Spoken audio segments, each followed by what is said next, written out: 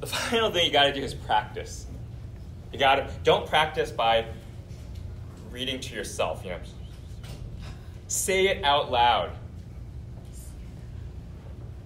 You're going to have a list of questions. You're going to type the answers to the questions, and then you're going to read it, and you're going to realize it sounds terrible.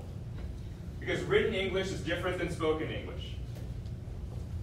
The second and the third time you edit it, it's still going to sound terrible. So keep going. Practice, practice, practice. And once you have all the content down, practice delivering it. Don't answer right away. I'll know you've rehearsed it. Practice talking about it naturally, as if you're having a conversation with me. And I'll get into a little bit more about how to practice and how to deliver. So at the interview, so all these things around confidence. You remember I saw that. Confidence is one of the things I evaluate. How do you show confidence? How do you show initiative, passion, energy? You start with shaking my hand firmly. I don't like shaking a cold, wet hand that's kind of like this. That first 5 minutes is very important because it creates, like it or not, I want to be impartial, I want to help you, but it doesn't leave a great impression if I get a very weak, cold, nervous handshake. Talk about yourself while looking at me. My name is Bob. I'm a computer scientist. Want to go to MIT. What else? It's low energy, low everything. That makes it super hard for me.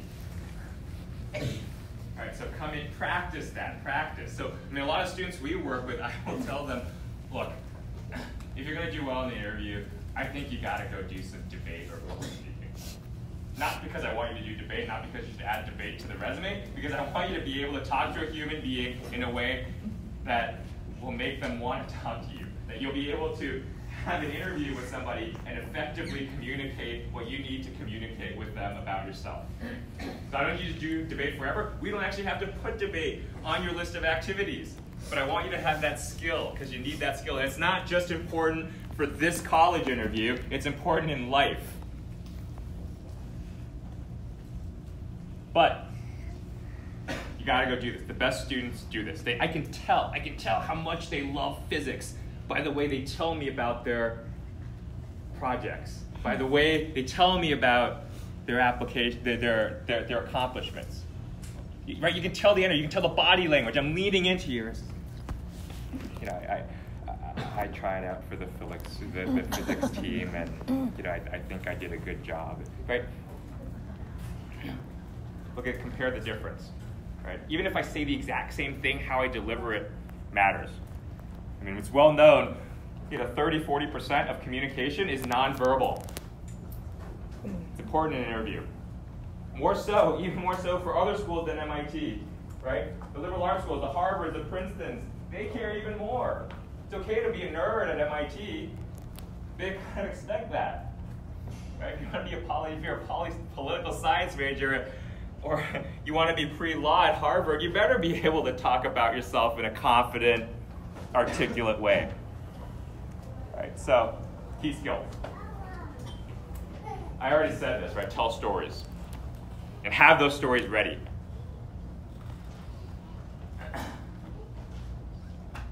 The fifth thing is give me a chance to ask questions. I had one student, I said, "Hi, Jim, tell me about yourself." And he talked nonstop for the next 35 minutes. Didn't let me say it because he had rehearsed it, right? He took practicing to the extreme. He knew exactly what he was going to say. He didn't know how to stop in the middle or anything, so he's like, I just got to get this off my chest. So and talk nonstop for 35. Half the stuff I didn't care about. And in fact, it wasn't interesting to me because it didn't tell me anything about him that could help me write that interview report or to even evaluate him. So leave me a chance. I'm not going to ask a lot of questions, but for most of the things that you tell me, I'm going to ask in a bit more detail. Okay, so let me give you an example, and this goes to a point I'm going to talk later, which is you got to not make stuff up or exaggerate.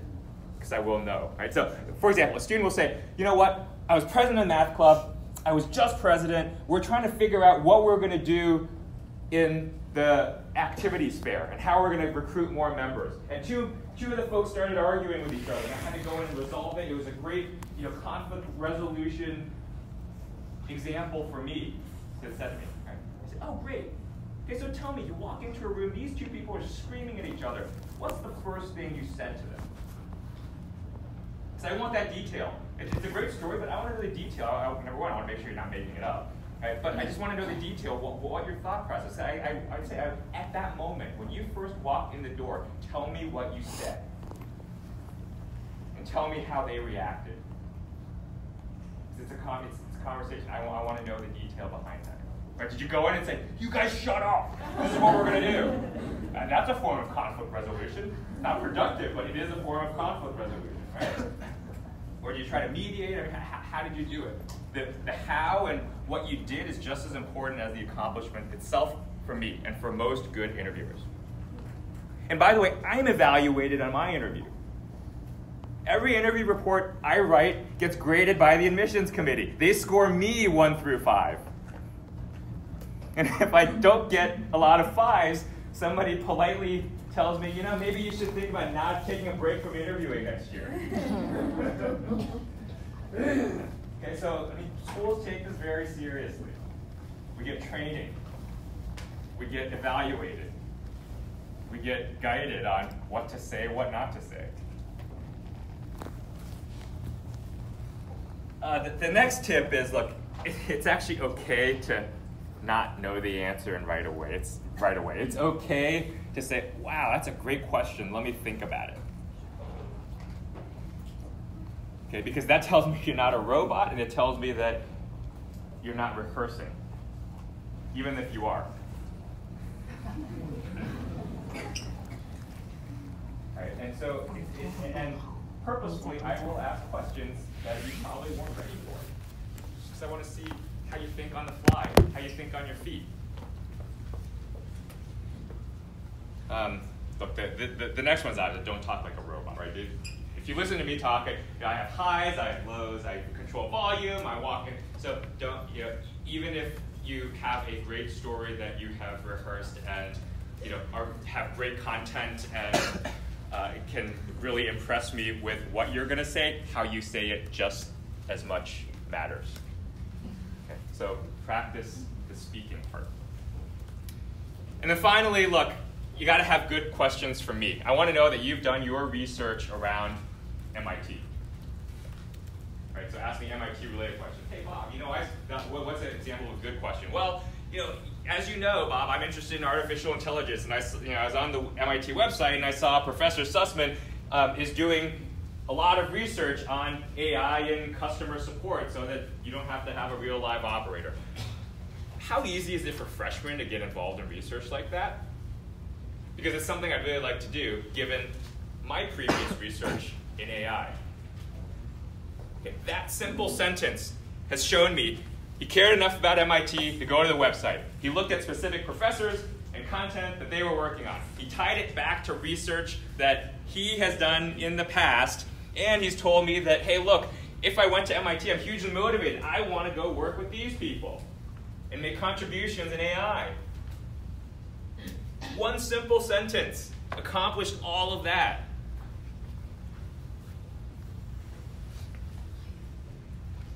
Okay, so what shouldn't you do? You should not come late. I had one student who forgot. He didn't show up. So I'm sitting there in Starbucks waiting to look at my watch. Where are you? Didn't show up. So what did I say in my interview report? I said, in my 17 years of doing this, I have never had a student not show up for the interview and forget until now. This person was the first. And I scored him low on personal. And he didn't get it.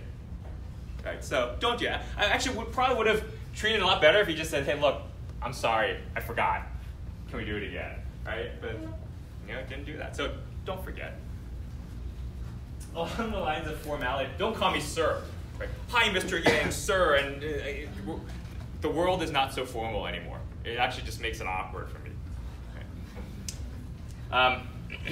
A lot of times, if it's not obvious to me, I will say to the student, why do you want to go to MIT? The worst answer you can give me is, I want to go to MIT because it's a great school and has a great reputation. I know that. I also know it's going to be great for you, right? I know you're probably thinking, I can go to MIT, it's got a great reputation, I'm going to get a great job. My parents' friends are all going to be impressed because my parents bragged to them that I got into MIT. There's all these great things for me. I know that, you know that, don't say it. Pretend. Pretend there's some other reason you want to go that makes me happy. That makes me think you're genuinely interested in going to MIT for some other reason, like you want to do the research or you're passionate about something. Also, that was the second worst answer. The worst answer I ever got was, well, you know, my parents made me apply to MIT, but I really want to go to Harvard. So I think MIT is okay.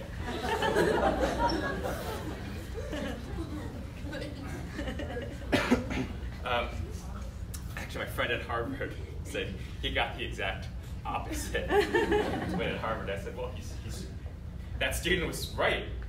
We should have accepted him to MIT, right? Because the student said, oh, I actually really want, I'm a computer science major, I want to go to MIT, but my parents made me apply to Harvard. Don't be my friend. I don't want to make friends with you. I was helping one student prep. He said, should I make a joke? Should I try to buy him lunch? Should I? Like, no. I don't need you to feed me. I don't need you to entertain me. I don't need you to make me laugh. I need you to tell me about yourself so that I can write a great report about you. So don't try to be my friend. I'm not your friend. I don't want to be your friend. I'm probably never going to speak to you again in my life after our interview. Right? But I want to write you the best interview report about you that I can. So help me accomplish that mission. All right, I talked about the talking without stopping. The final thing is, okay, I had mentioned this a couple times earlier. How do you come off not rehearsed? Right, so this is nonverbal. Okay, so sometimes, actually a lot of times, for the rehearsed students, I will ask them a question. And before I'm even done asking the question, they're ready to answer. Like, they can't wait. She's like, oh, he asked one that I had written down and I practiced before. I didn't even get to finish. And they go. Okay, don't do that. Make the pause. Pretend you're thinking. Right? And then come back and answer my question. Okay, just those are little things. And above all, and I didn't put this down because it should be obvious, don't make stuff up. I had one student who said, this is real, this is absolutely true. I created an artificial intelligence machine learning algorithm to detect cancer in images of cells. Like, wow! What tool did you use? What algorithm did you use? How did you do it? What was the effective rate? I know basic science to be able to ask those questions. I don't remember. So don't do that. You'll be found out. It's not worth it. So that's the interview, guys. Let's move on to the essay. What are the secrets to a great essay, a world-class essay? So to talk about that, let's go back to the Harvard model. Academics, extracurricular, athletic, personal. Because your job in that application is to say what makes me different and unique across 10,000, 40,000 other people in these 4 dimensions. So how do you do that? First, it's the entire application. And this map is going to be different for every student. You use different tools, different parts of the application to highlight different things. For this particular student, look, my academics is strong because I have phenomenal grades. I took 12 APs, and I aced the SAT. And I got 5s in all those APs. I don't need to prove any more academics, because my transcript's done that. So I'm not going to waste a single essay talking about academics. Instead, I'm going to realize that, hey, I'm a little bit weak on these other three, so I need to spend my essays talking about my extracurriculars and my athletics because my awards weren't strong enough there. Right? Okay, you know that state champion in track? He doesn't need the essay here. He shouldn't talk about track at all in the essay here. He should talk about something else, right? So every student, this map is different. But you have to notice, it all has to come together. They all have to work together to tell the full story. You can't just say, oh, I've got everything done. I just want to go get professional help in reviewing my essay. I need my English teacher to review my essay. You can tell a great story in an essay that absolutely has nothing to do with yourself and helping you get into college. They all have to work together. All the tools have to work together. Okay, so I actually want to give an example. I'll give two examples. One is my example of comparing, contrasting a good essay with a not so compelling essay. Actually, they're really both good essays, but they accomplish different things. And then I'll actually give you a real life example. Okay, so I have a beef noodle restaurant. Now I'm going to give you two examples of essays to try to convince you to come to my restaurant. Okay, essay number one. I love noodles. I've done so much research on noodles. I know that, look, noodles are different across China, Japan, Italy, Korea. You have udon, ramen, all different types. And that in the 1300s, Marco Polo went to China and brought back noodles and pasta to Italy. And it fed millions of Europeans. So noodles are super important. And spicy noodles are even more. Did you know that where your tongue tastes spice is in the back? Right? And there's actually a meter, a number that you can assign to how spicy a particular pepper is. It's called the Scofield Scale. So like a habanero pepper in Mexico or a jalapeno versus a bell pepper, right? Versus a chili pepper. There's a variety of different peppers, and I love peppers. So come to my beef noodle restaurant. I've just told you a great factual essay with great examples on the history of noodles and on the history of spice and the science of spice. How does that help you want to come to my restaurant? Let me try version 2. I love noodles. I've flown 12,000 miles around the world on United Airlines to taste noodles in Japan, Korea, Italy, China, Vietnam. I've tasted noodles made up of rice, wheat, barley, flour. And I realized that each has a unique flavor. And I've blended them. I've combined my experience in tasting all those noodles into 5 blends in my restaurant that you will not get anywhere else in the world. And I know that the traditional Chinese restaurant serves mala in the spicy, but there's so much more. You can get that anywhere. But I've created a unique blend. I created 100 different blends of mala with a little bit of habanero, a little bit of jalapeno, some bell peppers and chili peppers thrown in. And I picked the ones that I loved and I thought were most different and most delicious. And then I hired a food critic from the local newspaper to come try them. And we agreed on the top 3. And so if you come to my restaurant, you can try the combinations of those 3 that I think are the most delicious in the world that you can't get anywhere else. Do you want to come to my restaurant? Both are equally good essays, great grammar, delivered with great passion, showed a lot of research and effort in writing the essay, but one was completely useless in having you come to my restaurant. The other says, wow, the food must be really good. Right? That's the point. A lot of essays about students will say, I can do math. I can do physics. I play the piano. I do violin. I'm on the DECA team. I've done Model UN. I already know that. That's in your activities list. I don't need a factual statement in my essays. Your essay is the chance to tell me what's unique about you, your personality, your accomplishments, why you did some of the things you did, and the things you had to overcome in order to achieve the results that you did. Okay, so that's the difference. And that's why, a lot of folks will say, look, I'll just get somebody to review my essay. I don't think you can. To have an effective review in essay without knowing what you're trying to do in the essay in relation to every other piece of your application. Because they all have to work together. Let me give you a real life example. So, I'm going to skip over this for a second. One of the students, real live essay, real actual essay of a student we worked with. He has a great story. I'm not going to read it out, but like it just was like, oh, I loved maps when I was a kid. Other kids would play in the playground, but I love to study and read maps so much I wouldn't go out. My mom would yell at me for staying up too late. You know, I didn't turn on enough light, so my eyes were, going nearsighted. But I love maps. He was an environmental science and chemistry major. Do you think this helps? All right. So, in general, but it was a great essay. It was beautiful. It was a great story about him as a kid and how much he loved maps. 10 versions later, this is what we come up with. Right, you tell the story. I was in chemistry lab one day. When you're doing chemistry experiments to protect you from dangerous particles, you put on a mask.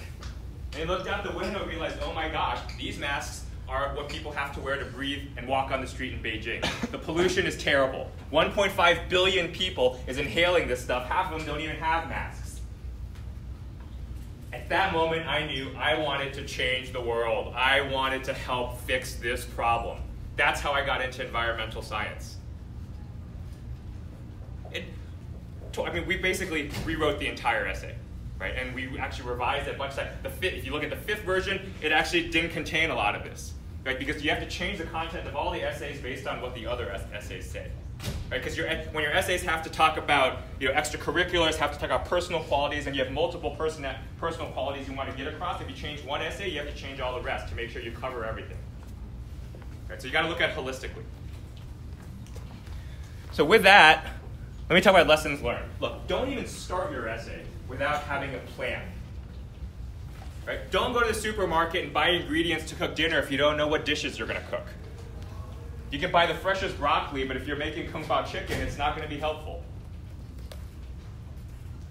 Right, so start there. Second thing is the essay is one tool. It's one of many. It all has to work together.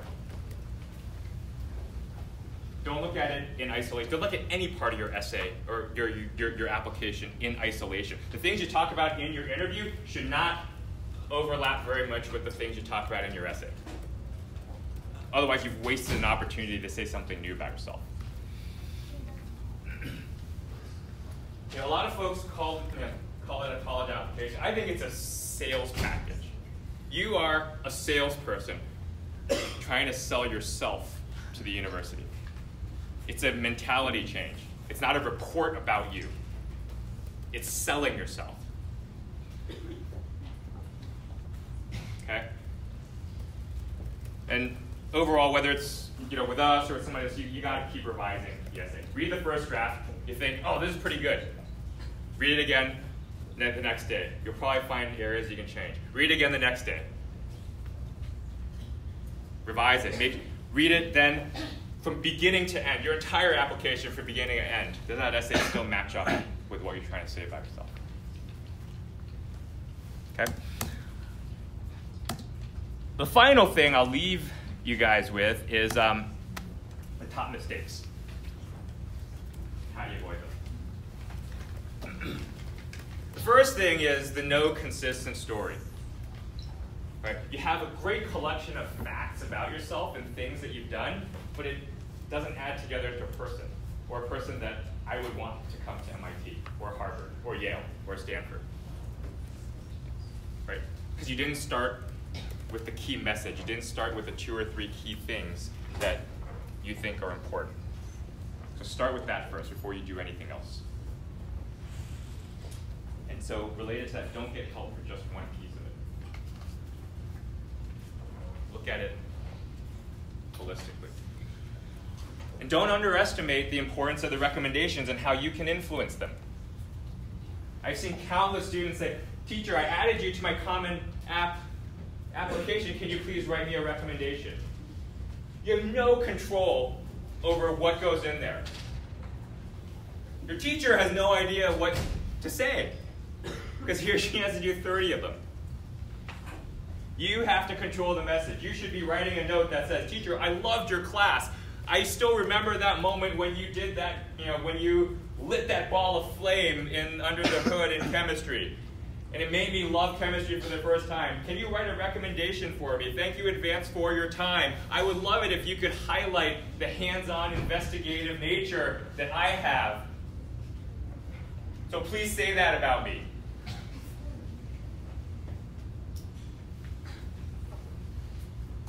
Chances are they're going to write that. Right? And attach a resume. Because you have to control the message. Every piece of your application, you need to control it, and you need to have it all tied together to tell the full story. Okay?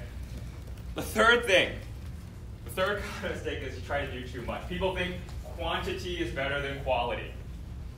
So I have 50 activities. I've only done them for a year each, but I feel like I have to do it to broaden my resume.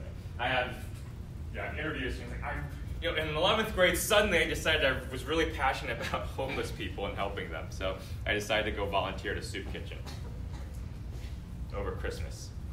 And that's it. No other activities.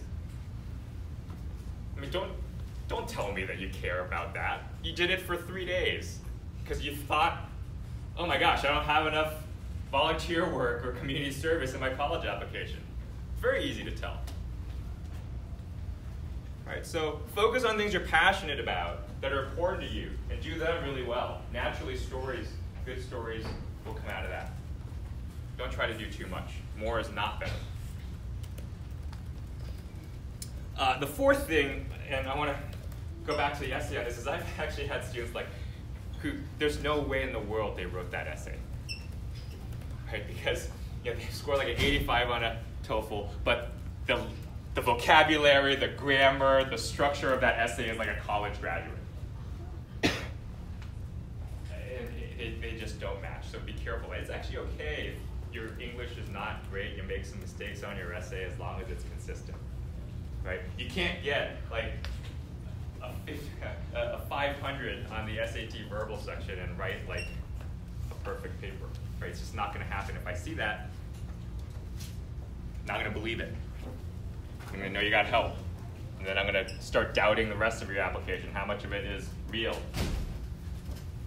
I mean, we had an essay contest recently. My submissions came in. One of them was like, oh my God, I was super impressed. It was like one of the best essays I've ever read. And then there were simple grammatic mistakes and incorrect use of words.